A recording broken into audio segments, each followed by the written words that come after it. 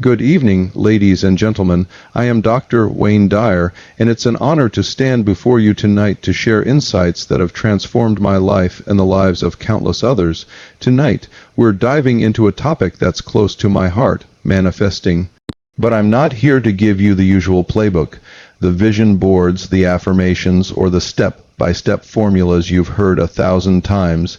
Instead, I'm going to share something unexpected, something that might challenge your assumptions about how to bring your deepest desires into reality. This isn't about forcing the universe to bend to your will. It's about aligning yourself with the flow of life itself. So, settle in, open your hearts, and let's explore the art of manifesting in a way you may not have considered before. The myth of manifesting as control. Let's start by debunking a myth. Manifesting isn't about control. Most people think manifesting is like placing an order with the universe. Pick what you want, visualize it, affirm it, and poof, it shows up. But here's the unexpected truth. Trying to control the outcome is the very thing that blocks your ability to manifest. When you grip your desires too tightly, you're operating from a place of lack, fear, or desperation. The universe doesn't respond well to that energy. It's like trying to hold water in your hands. The harder you squeeze, the more it slips away. I learned this the hard way early in my career. I was obsessed with achieving certain milestones, writing bestsellers, speaking to large audiences, achieving financial success. I'd set rigid goals and push relentlessly to make them happen. But the more I pushed, the more resistance I encountered. Deadlines slipped, opportunities vanished, and I felt frustrated. It wasn't until I surrendered my need to control that things began to flow. My first major book, Your Erroneous Zones, became a bestseller not because I forced it into existence, but because I let go and trusted the process. Here's the unexpected advice. Manifesting begins with surrender, not giving up, but giving over, handing your desires to a higher power, whether you call it God, the universe, or your own inner wisdom. Surrender means trusting that what you want is already on its way, in the form that's best for your soul's growth. It's about releasing the how and when, and focusing instead on the why behind your desires. The power of intention over outcome. Let's talk about intention. Most manifesting techniques focus on the outcome, visualizing the new car, the dream job, the perfect relationship. But outcomes are fleeting. They're external markers that don't always align with your deeper purpose. Intention, on the other hand, is about the energy you bring to your life right now. It's the vibration you emit, the way you show up in the world. Here's the unexpected part. Manifesting isn't about getting what you want. It's about becoming the person who naturally attracts what you want. When I started focusing on my intention, to inspire, to serve, to live authentically, opportunities began to appear effortlessly. I didn't chase speaking engagements. They came to me because I was living in alignment with my purpose. I didn't obsess over book sales. I focused on writing from the heart, and the sales followed. Let me share a story. Years ago, I met a woman named Sarah at one of my workshops. She was desperate to manifest a new job. She'd created vision boards, recited affirmations, and applied to dozens of positions, but nothing was working. I asked her, "Why do you want this job?" She paused and said, "Because I need the money, and I'm miserable where I am." Her intention was rooted in lack and escape. I suggested she shift her focus to what she truly wanted to feel: fulfilled, creative, valued. I encouraged her to start embodying those qualities in her current job, even if it felt small. She began showing up differently, offering ideas, connecting with colleagues, finding joy in small tasks. Within months, she was offered a position at a company she hadn't even applied to. Why? Because her energy had shifted. She became a magnet for opportunity by aligning with her intention, not chasing an outcome. So, here's your first piece of unexpected advice. Set an intention, not a goal. Ask yourself, how do I want to feel? What kind of person do I want to be? Then live as if you're already that person. The universe will meet you there. The role of self-worth in manifesting. Now, let's get to the heart of manifesting: self-worth. This is where most people trip up, and it's the most unexpected piece of advice I can offer. You cannot manifest anything greater than what you believe you deserve. If deep down you feel unworthy of love, success, abundance, your manifestations will reflect that belief. It's not about what you say you want. It's about what you subconsciously believe you're allowed to have. I've seen this in my own life. For years, I carried a belief that I wasn't quite good enough. Growing up in foster homes, I internalized the idea that I had to hustle to prove my worth. Even as I achieved success, I sabotaged opportunities because, deep down, I didn't believe I deserved them. It wasn't until I did the inner work through meditation, journaling, and self-reflection that I began to see myself as inherently worthy, and that's when my life changed. The books, the speaking tours, the financial abundance, they all flowed naturally once I aligned with my own value. Here's a practical exercise. Take a moment each day to affirm your worthiness, not in a superficial way, but in a deep, soulful way. Look in the mirror and say, I am enough. I am worthy of all that I desire. Feel it in your bones. If doubts arise, don't push them away. Welcome them, explore them, and release them. This isn't about bypassing your feelings, it's about transforming them. I once worked with a man named Tom who wanted to manifest a loving relationship.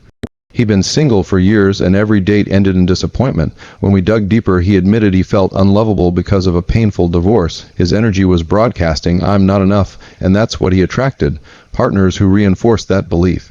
We worked on rebuilding his self-worth through daily practices, gratitude for himself, forgiveness for his past, and small acts of self-love. Within a year, he met someone who mirrored his newfound confidence and joy. The relationship wasn't the goal, it was the byproduct of his inner transformation. So, here's the unexpected truth. Manifesting starts with loving yourself. Not when you're perfect, not when you've achieved your goals, but right now, exactly as you are. You are enough, and when you truly believe that, the universe will reflect it back to you.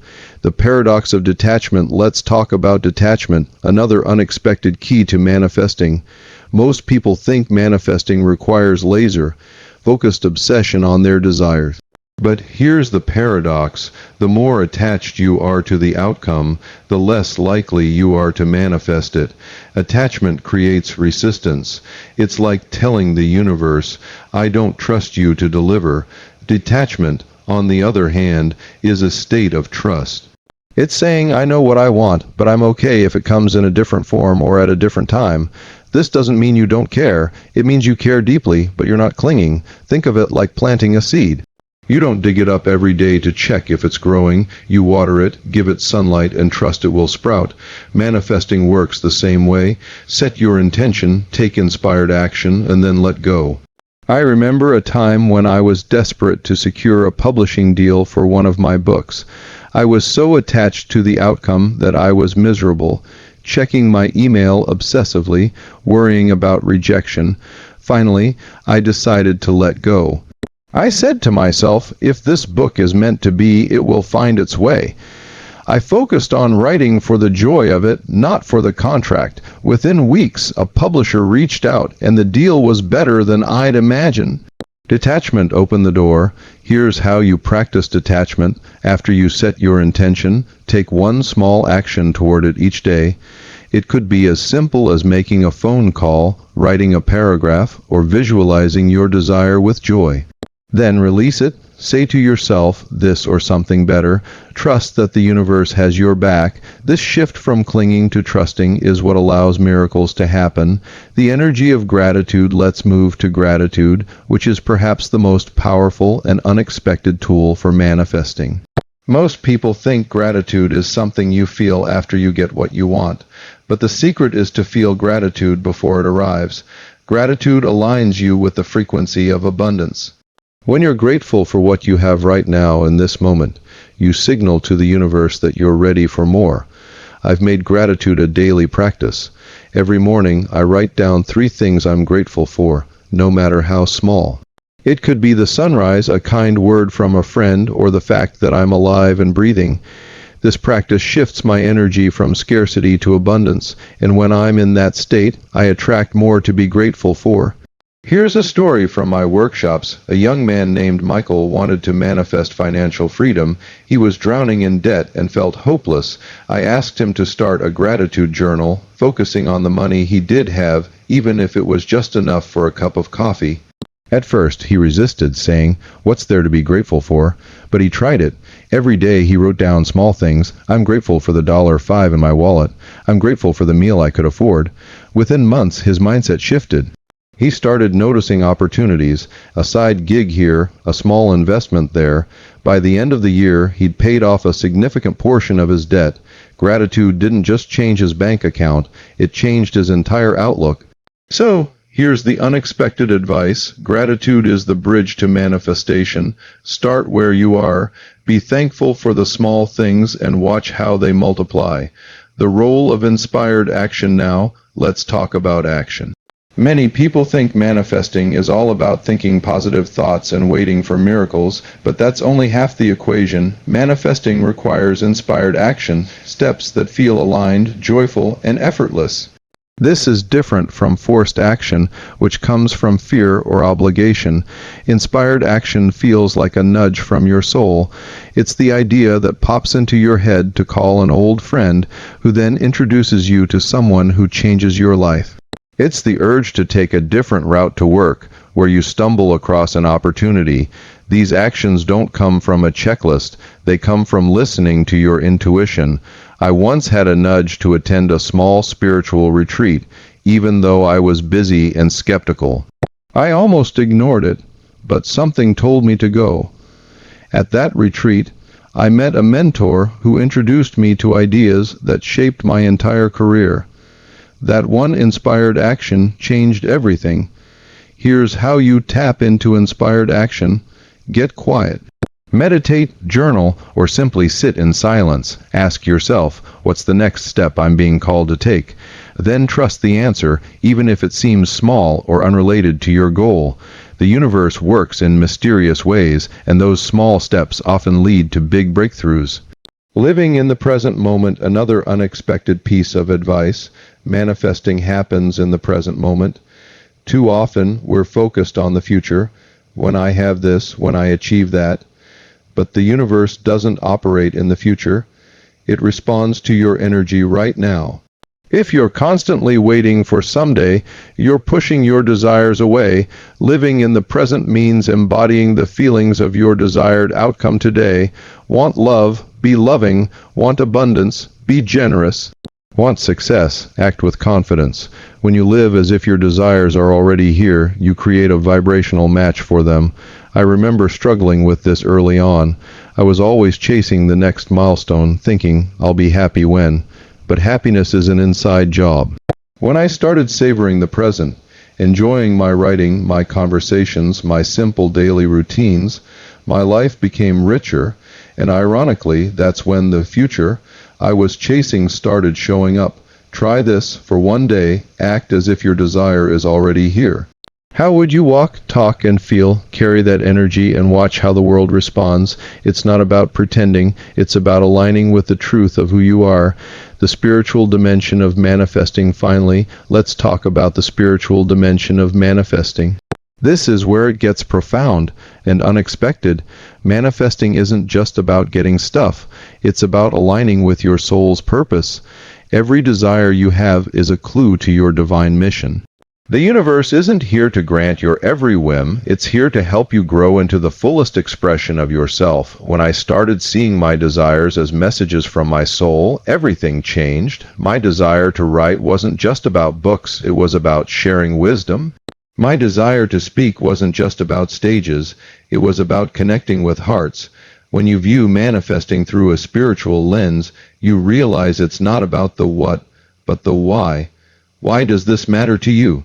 How does it serve your growth and the world? Here's a story to illustrate. A woman named Lisa came to me wanting to manifest a new home. She was fixated on a specific house, but it kept slipping out of reach. I asked her, "Why do you want this home?" She said, "I want a place where my family can feel safe and connected." I suggested she focus on that feeling, safety, connection, rather than the house itself. She began creating those feelings in her current home, hosting family dinners, making it a sanctuary. Within a year, a different house came into her life, one that was even better suited to her family's needs. The universe delivered not what she thought she wanted, but what her soul was calling for. So, here's the final piece of unexpected advice. Manifesting is a spiritual practice. It's about trusting that your desires are guiding you toward your purpose.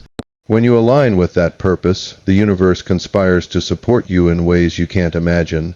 Conclusion as we wrap up, I want to leave you with this. Manifesting isn't about forcing, chasing, or controlling. It's about surrendering, trusting, and aligning. It's about becoming the person who naturally attracts what you desire. It's about loving yourself, living in gratitude, and taking inspired action from a place of joy. Most of all, it's about recognizing that you are already whole, already worthy, already connected to the infinite abundance of the universe. So, go forth and manifest, not from lack, but from love, not from fear, but from trust. Not from control, but from surrender. You are more powerful than you know, and the universe is waiting to meet you halfway. Thank you, and may you live in the flow of miracles,